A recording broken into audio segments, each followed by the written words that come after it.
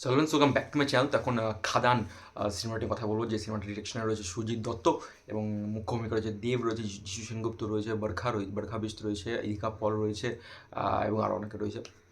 তো সিনেমাটা দেখলাম, সিনেমা দেখে কেমন লাগলো সেটা কথা বলবো।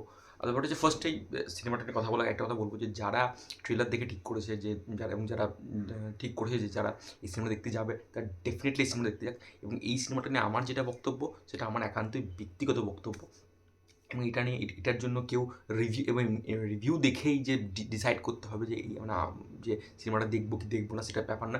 আপনার যদি ট্রেলার ভালো লাগে থাকে, আপনার যদি হাইপ থাকে ভিতরে, যে আপনার যদি মনে হয় যে সিনেমাটা দেখতে যাওয়া উচিত, আপনি প্লিজ হলে গিয়ে থিয়েটারে গিয়ে টিকিট কেটে সিনেমাটা প্লিজ দেখুন। বিকজ এই সিনেমাটার জন্য দেব এবং তার টিম 4,000 কিলোমিটার প্লাস ট্যুর করে ট্রাভেল করেছে, এবং তারা এই সিনেমাটা প্রমোট করেছে গ্রাউন্ড লেভেলে গিয়ে, প্রচণ্ড পরিমাণে খেটেছে, প্রত্যেকেই খাটে, বাট এরা এই সিনেমাটা যখন জান প্রাণ লাগিয়ে দিচ্ছে। তো আপনারা প্লিজ, যদি মনে হয় সিনেমা দেখতে যাওয়া উচিত আপনাদের, প্লিজ সিনেমাটা দেখতে যান এবং সিনেমাটা সাপোর্ট করুন। এবং আমি কোনো নেগেটিভিটি ছড়াইনি, আমার সিনেমাটা নিয়ে যা বক্তব্য সেটা আমি বলছি। আমার নেগেটিভিটি ছড়ানোর কোনো উদ্দেশ্য নেই, এটা ফার্স্টে বলতে চাই, কারণ কেউ কমেন্টে এসে ফালতু উল্টোপাল্টা দেবেন না। এটা মানে প্রত্যেকের একটা ব্যক্তিগত মতামত থাকে, সেই ব্যক্তিগত মতামত সবারই অধিকার রয়েছে বলার। কারোর সাথে কারো মতামত ম্যাচ নাই করতে পারে, তার মানে এই নয় যে সে ঠিক বা কেউ ভুল।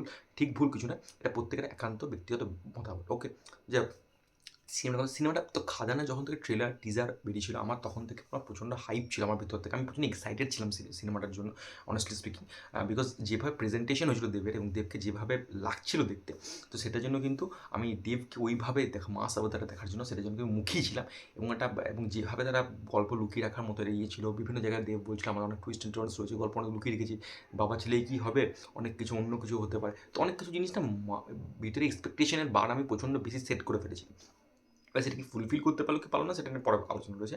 তো ফার্স্টে খাদান সিনেমাটার গল্পটা কি, সিনেমাটার গল্পটা যেহেতু মেকার্সরা বেশি মানে রিভিল করেন, আমিও যেটুকু মানে প্রমোশন মেটেরিয়াল রয়েছে সেটুকুই আমি বলতে চাই। সেটা হচ্ছে যে দুই বন্ধু রয়েছে, শ্যাম এবং মোহন।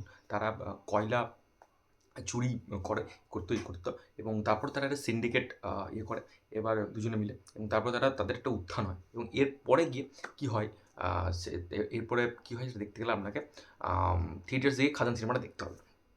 আমি কিছুই বললাম না, তার কারণ হচ্ছে আমি বলতে চাই না বেশি কিছু বললে একটু একটা স্পয়লার, সেই জন্য। তো অনেকদিন পর একটা সিনেমা দেখলাম, যেখানে একটা পজিটিভ পয়েন্টটা ফার্স্টে বলি। যাই হোক, পজিটিভ পয়েন্ট ফার্স্ট আমি বলবো, সেটা হচ্ছে অনেকদিন পর এমন একটা সিনেমা দেখলাম যেটাতে এত লার্জ স্কেলে, এত গ্র্যান্ড স্কেলে, এত মানে প্রিমিয়াম লুক অ্যান্ড ফিলের একটা সিনেমা আমি দেখলাম বাংলা সিনেমায়। বিগত কমার্শিয়াল সিনেমা যতদিন দেখেছি, তার মধ্যে খাদান আমার মনে হয় বেস্ট একটা commercial cinema, in terms of look wise, scale wise, grandeur wise, budget wise প্রচণ্ড পরিমাণে পয়সা খরচা করেছে। এবং সেটা আপনি স্ক্রিনে দেখলে বুঝতে পারবেন যে এটা কতটা পরিমাণে, এক একটা স্ক্রিন, এক একটা শর্ট দেখলে আপনি বুঝতে পারবেন যে সিনেমাটা কতটা রিচ লুক অ্যান্ড ফিল। তো সিনেমাটা বাজেট নিয়ে কোনো কার্পণ্য কিন্তু করা হয়নি, সিনেমাটা যেভাবে শ্যুট করা হয়েছে, সিনেমাটা যেভাবে বাজেট ঢালা হয়েছে, সেটা আপনি একটা স্ক্রিনে ফুটে উঠবে। এবং এই সিনেমাটা হলে থিয়েটারে কিন্তু দেখতেই হবে, থিয়েটারে দেখার মতো সিনেমা, এবং যখন সাউন্ড এর কিন্তু খুব ভালো হয়েছে, তো সেটা আপনি থিয়েটার্সে গেলেই কিন্তু ভালোভাবে উপভোগ করতে পারবেন। তো এই সিনেমার বাজেট কিন্তু প্রচণ্ড হাই বাজেটের সিনেমা, এটা কিন্তু কোনো অস্বীকার করার জায়গায় নেই। সেকেন্ড আমি বলবো দেব পারফরমেন্সের কথা বলবো। দেব সিনেমায় চুটিয়ে পারফরমেন্স করেছে দেব, এবং এই মানে দেবের এই যে commercial cinema, mass commercial cinema, এগুলো যখন দেব আগেও করতো, রিমেক সিনেমাগুলো যখন করতো, তখন দেবের যে অ্যাক্টিং এবং এখন দেবের যে অ্যাক্টিং, প্রচণ্ড একটা ম্যাচিওর অ্যাক্টিং দেখতে পেয়েছি আমি। বিশেষ করে শ্যাম মাহাতোর ক্যারেক্টারটা বলি, এবং মধুর ক্যারেক্টারটাও ভালো, বাট শ্যাম মাহাতো ক্যারেক্টারটা যখন আমি বলবো, মানে শ্যাম মাহাতো ক্যারেক্টারটাই, দেবের কিন্তু যথেষ্ট ম্যাচিওর একটা কমার্শিয়াল সিনেমার মতো অ্যাক্টিং রয়েছে, যেটা কিন্তু আগে রিমেক সিনেমাগুলো দেখা যায়নি। তো এখানে দেব কিন্তু প্রচণ্ড ভালো পারফরমেন্স দিয়েছে। শ্যাম মাহাতো ক্যারেক্টারটা আমার একটু বেশি ভালো লেগেছে, মানে ট্রেলার থেকে আমি বলছিলাম। তো দেব যে কোনো ইমোশনাল সিনে বলি আমি, রাগের যখন তার রেগে যাচ্ছে, যখন সে অ্যাকশন করছে, যখন বিভিন্ন ধরনের ইমোশনস সে কিন্তু খুব ভালোভাবে ফুটিয়ে তুলতে পেরেছে, এবং তার জিনিসগুলো কিন্তু বিলিভেবল লাগে দেখতে আমাদের। তো দেব কিন্তু পুরো, এবং তাকে যেভাবে প্রেজেন্টেশনটা করে সুজিত দত্ত, তাকেও কিন্তু বেশ ভালো মানিয়েছে দেবকে থ্রু আউট দ্য ফিল্ম।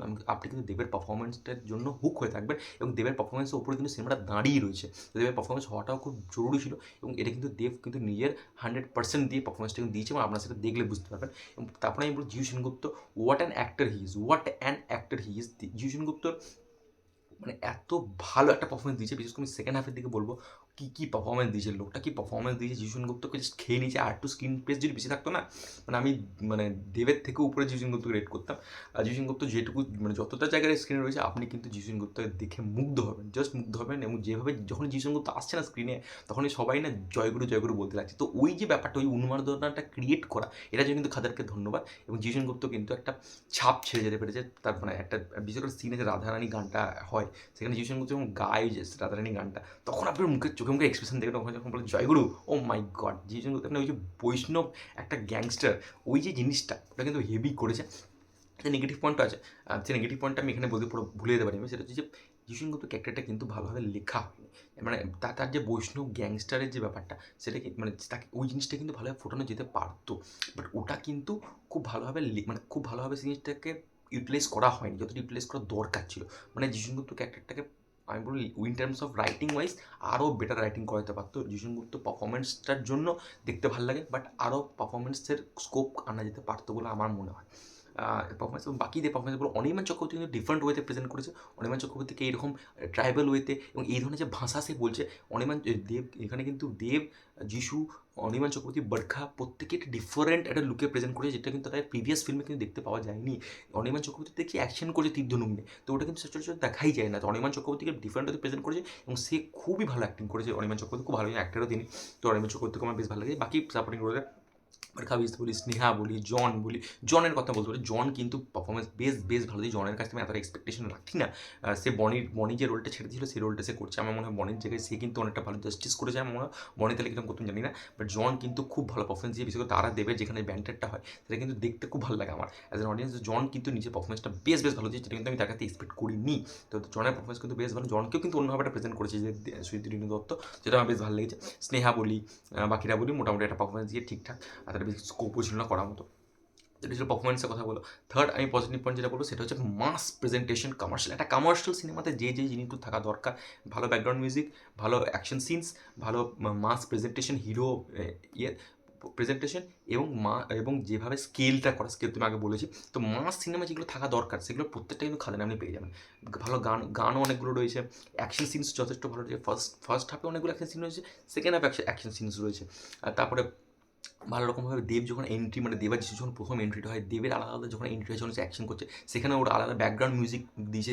যিশু যখন আসছে, তখন তার জন্য রাধে রাধে রাধে রাধে ওই আলাদা ব্যাকগ্রাউন্ড মিউজিক দিয়েছে। সেখানে কিন্তু যিশুকেও আলাদা ব্যাকগ্রাউন্ড মিউজিক দিয়েছে। তো প্রত্যেক মাস প্রেজেন্টেশন কিন্তু এখানে কিন্তু যথেষ্ট ভালো হয়েছে, এবং এরকম মাস প্রেজেন্টেশন কিন্তু বিগত কয়েক বছর বাংলা সিনেমায় দেখা যায়নি। কমার্শিয়াল মাস সিনেমার প্রেজেন্টেশনে যে জিনিসগুলো থাকা দরকার, সেটা সবই কিন্তু খাদানের মধ্যে উপস্থিত রয়েছে। তো যারা মাস কমার্শিয়াল সিনেমা দেখতে চায়, তারা কিন্তু এই সিনেমাটা দেখতে যেতে পারে। তাদের দারুণ লাগবে সিনেমাটা, এটা আমার বক্তব্য।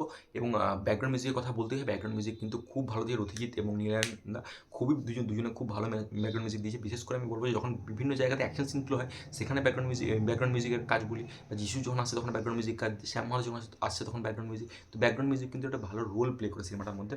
এটাই ছিল আমার পজিটিভ পয়েন্ট যেগুলো লেগেছে আমার সিনেমার মধ্যে। এবং এটার মধ্যে যে জায়গাটাতে এই গল্পটা বেশ, যে জায়গাতে সিনেমাটা সেট করা হয়েছে, সেখানকার যে লোকেলের যে কালচারটা, সেটা কিন্তু ভালোভাবে ফুটিয়ে তুলতে হচ্ছে। অনির্বাণ চক্রবর্তী ভাষার মধ্যে দিয়ে বলি, দেব বা বাকি একটা যে ভাষা, লোকেলটা যে তারা ধরেছে, অ্যাকসেন্টটা যে ধরেছে, সেখানে কিন্তু সেই জায়গাটা রুটেড গল্প ফিল হয়। এবং 5টা বাংলা সিনেমার থেকে কিন্তু একটা ডিফারেন্ট ফিল হয়, কারণ এই ধরনের সেট আপে গল্প কিন্তু বাংলা সিনেমা দেখা যায় না সচরাচর। তো এই যে মানে কলকাতা ভিত্তিক হয়ে, কলকাতা থেকে বেরিয়ে সেই ধরনের সিনেমা করা, তারপরে এত বড় গ্র্যান্ডিয়ার সিনেমা করা, তো এটা কিন্তু দেব এবং সুরিন্দর ফিল্মসকে কুডোস জানাতেই হয় এরকম ধরনের সিনেমা করা, ব্যাক করার জন্য। এটাই নেগেটিভ পয়েন্ট চলে আসে। তো আমি যেটা বললাম, আমার কিন্তু প্রচণ্ড সিনেমাটা এক্সপেকটেশন বাট এত সেট ছিল যে গল্পটা কী আহামরি না হবে, কিন্তু গল্পটা আমি সত্যিই বলছি, গল্পের মধ্যে কোনো টুইস্ট অ্যান্ড টার্নস নেই। গল্পটা খুব ফ্ল্যাট চলে, গল্পটা প্রচণ্ড ফ্ল্যাট চলে। আমি মানে যেভাবে বিভিন্ন ইউটিউবাররা বা বিভিন্ন সাধারণ মানুষেরা যেভাবে গল্পটাকে প্রেডিক্ট করেছে, গল্পটা ঠিক সেইভাবেই হয়। আমি বেশি কিছু বলতে চাই না। গল্পের মধ্যে দেব যেভাবে বলছিল প্রমোশনের সময়, আমার সিনেমাতে প্রচুর টুইস্ট অ্যান্ড টার্নস আছে। অনেস্টলি স্পিকিং, কোনো টুইস্ট অ্যান্ড টার্নস সিনেমার মধ্যে সেভাবে ওয়ার্ক করে না আমার জন্য, কোনো নেই টুইস্ট অ্যান্ড টার্নস। গল্পটা প্রচণ্ড ফ্ল্যাট ছিল, এবং আমি যেটা ভেবেছি ক্লাইম্যাক্স পর্যন্ত আমি ওয়েট করছি যে কোনো টুইস্ট দেবে, কিন্তু কোনো টুইস্টই আসে না সিনেমার মধ্যে। গল্পটা প্রচণ্ড ফ্ল্যাট, গল্পের মধ্যে কোনো টুইস্ট অ্যান্ড টার্নস নেই। এই গল্পটা লিখতে যে 2 বছর কী করে লেগেলো আমি জানি না, 1 বছর কী করে লেগেলো জানি না আমি, কারণ গল্পটা প্রচণ্ড ফ্ল্যাট গল্প। গল্পের মধ্যে কোনো হাই পয়েন্ট লো পয়েন্ট নেই গল্পের মধ্যে। একটা কমার্শিয়াল সিনেমা গল্প আমি বেশি কিছু আহামরি এক্সপেক্ট করি না, কিন্তু মহারাজা সিনেমার মতো গল্প এক্সপেক্ট করি না আমি। এবার বক্তব্য হচ্ছে যে অন্তত একটা মিনিমাম জওয়ান লেভেলের বা অন্য অন্য সিনেমা আমি যেটা বলে দিই, সেটা মিনিমাম একটা গল্প থাকবে যেটাতে হাই দেবে, কিছু টুইস্ট অ্যান্ড টার্নস দেবে যেটাতে লোক এক্সাইটেড হয়, কিন্তু কোনো টুইস্ট অ্যান্ড টার্নস নেই সিনেমাটার মধ্যে, প্রথম থেকে শেষ অবধি কোনো টুইস্ট অ্যান্ড টার্নস নেই। বিশেষ করে আমি ফার্স্ট হাফের কথা বলবো, ফার্স্ট হাফে সিনেমাটা এত ফাস্ট করে এগোয়, এবং কি এডিট করছে সিনেমাটা কি এডিট করেছে, তাকে কি গাঁজাকে এডিট করেছে না কী এডিট করেছে জানি না আমি, সিনেমাটা এডিটটা এত ফাস্ট করেছে, যিশু আর দেবের বন্ধুত্ব যেটা সেন্ট্রাল থিম গল্পের খাদানে, সেটাকে ভালোভাবে এক্সপ্লোরই করা হয়নি। এবং বিভিন্ন সম্পর্ক যেগুলো আছে দেব মানে মধু এবং তার দাদুর সঙ্গে যে সম্পর্ক, যখন সে কিছুটা হচ্ছে তার দাদুর সাথে, তখন সেই যে ইমোশনাল কানেক্টটা ফিল করা, জামান কেন ওয়ার্ক করে, কারণ দুই মানে বাবা ছেলের মধ্যে, মা ছেলের মধ্যে বন্ডিংয়ের যে ইমোশনটা, সেটা অডিয়েন্সে ওয়ার্ক করে। কিন্তু এখানে কিন্তু কোনো ক্যারেক্টারের সাথে আমরা ইমোশনালি জুড়তেই পারি না। যিশুর ক্যারেক্টারটা ভালো লেখা হয়নি, আরও ভালো লেখা উচিত ছিল। কোনো ক্যারেক্টারটাকে ভালোভাবে ওয়েল ফ্লেশড আউট করা হয়নি। রাইটিংয়ে আমার মনে হয় সিনেমাটা প্রচণ্ড হারিড ওয়েতে চলে। সিনেমাটার মধ্যে কোনো 2 ঘন্টা 17 মিনিটের সিনেমাটা রানিং লেন্থ আরও বেশি ডিমান্ড করতো সাউথের সিনেমা। কেজিএফ কেন 2 ঘন্টা 40 মিনিটের, জামান কেন 2 ঘন্টা 50 মিনিটের, ওই সিনেমাগুলোর মধ্যে একটা মানে মানে জিনিসটাকে বিল্ড আপ করে টাইম দিচ্ছে। ফার্স্ট টাইম আপনি যখন দেখবেন সিনেমাটা মনে হবে মানে কন্টিনিউটি ইস্যু আছে, মানে এই সিনটার পর এই সিনটা কী করে হয়ে গেলো ভাই, এত তাড়াতাড়ি কী করে, মানে যিশু আর দেবের যে উত্থানটা সেটা এত তাড়াতাড়ি হয়ে গেলো, আপনার মানে হট করে তাড়াতাড়ি মানে মানে আপনি ওটার সাথে জুড়তে ইনভেস্টেড হতে পারবেন না। তো এটা খুব দেব এবং বরখার যে প্রেমটা হট করে দেখলেও প্রেম হয়ে গেলো, বাট ওটা একটু দরকার ছিল দেখানো। মানে সিনেমাটা প্রচণ্ড হারিড হতে ছিল, সিনেমাটা মানে গল্পটাতে আরও জিনিস স্পেসের দরকার ছিল, ব্রিদিংয়ের দরকার ছিল। গান সিনেমায় এত 9টা গান সিনেমার মধ্যে এমন এমন জায়গায় প্লেস করা হয়েছে, দুটো গান ছাড়া বাকি যতগুলো গান আছে সবগুলো মিসপ্লেস গান লেগেছে। রাধানী গানটা বলি বা কিশোরী গানটা বলি, এই গানগুলো মনে হচ্ছে আমার ঠিক জায়গাতে এসছে, বাট বাকি গানগুলো না সেই মানে, এবং হাইরে বিয়েও বলবো আমি, বাট বাকি গানগুলো দরকার ছিল না। বাকি গানগুলো এমন এমন সময় এসে সিনেমাটার একটা মানে ফ্লোটাকে ব্রেক করতে কাজে মিসপ্লেস হয়েছে গানগুলো আমার মনে হয়েছে।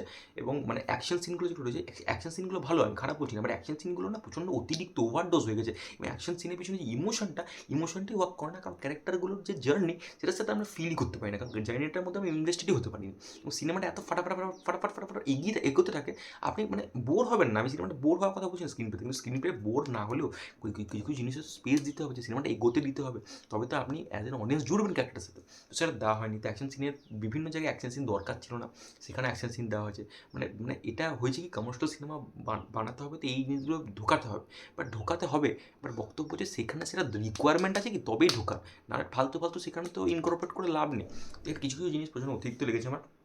তো সেখানে স্ক্রিন রাইটিং লেভেলে ফার্স্ট হাফে কিন্তু আমার মনে হয় জোর দেওয়া উচিত ছিল, যেখানে গল্পটা বিল্ড আপ করছে, ক্যারেক্টার্সগুলো বিল্ড আপ হচ্ছে, সেখানে ক্যারেক্টার্সগুলো বিল্ড আপে সময় দেওয়া উচিত ছিল, যেখানে দেওয়া হয়নি। তো আমার কিন্তু খাতায় নেগেটিভ পয়েন্ট লেগেছে এই কতগুলো জিনিস। বাকি আদারওয়াইজ আমি সিনেমাটা ডেফিনেটলি রেকমেন্ড করবো, সবাই দেখতে যান, সিনেমা দেখতে মজা পাবেন।